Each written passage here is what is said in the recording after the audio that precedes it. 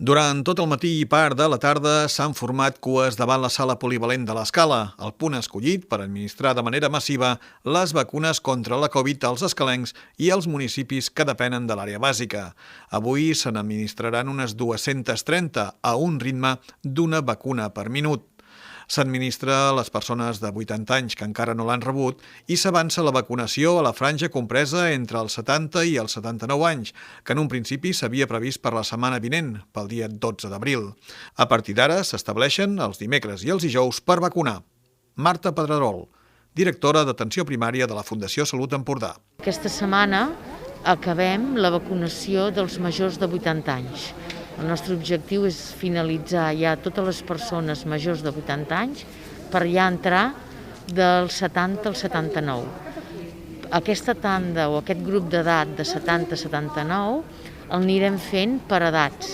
Primer 79, després 78, després 77 i anirem baixant any a any, d'acord? I ja de manera sistemàtica el que intentarem és que tots els dimecres i tots els dijous es faci la vacunació de les persones segons l'edat que tenen, anirem fent.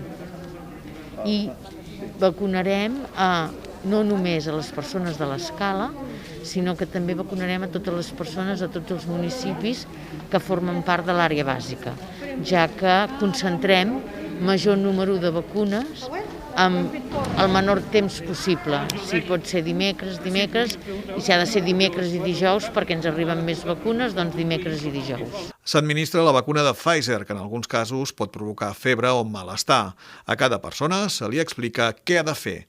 Carme Ferrera, coordinadora de la vacunació. Un cop quan posem la vacuna, les primeres 24-48 hores pot fer una reacció vacunal normal, esperada, que és una mica de mal de cap, una mica de dolor a la zona de punció, que es posi una mica vermell, una mica com de fatiga, com de cansament. Això és una reacció normal i esperada. No té per què donar, però si es dona és normal.